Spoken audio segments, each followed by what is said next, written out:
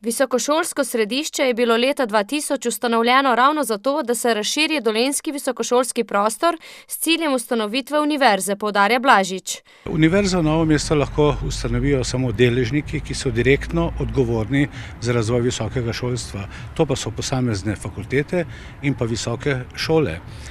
Mi smo predlagali, da bi bila poleg tega soustanoviteljica tudi mestna občina Novo mesto in pa gospodarska zbornica Dolenjske in pa Bele krajine. A kot je že včeraj dejal župan Alojzij Muhič, občina v bistvu nima te zakonske možnosti, da nastopi kot soustanovitelj, pa tudi, če bi slučajno lahko nastopila, nimamo sredstev v proračunu, da bi lahko to financirali. Tako kot je lahko ustanovil URSS, tako lahko je udeleženec pri ustanovitvi univerze. Navsezadnje je pa tudi fakultete, ki so bile ustanovljene, so posredno last občine. Med visokošolskim središčem in univerzitetnim raziskovalnim središčem sicer ni nesoglasij, pravi Blažič.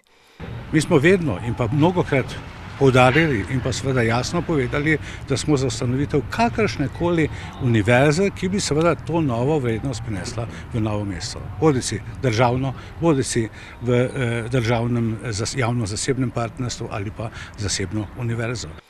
S skupnim delovanjem in združevanjem visokošolskega prostora je v prihodnje možno priti do univerze, meni Blažič, a je skeptičen do njenega političnega ustanavljanja.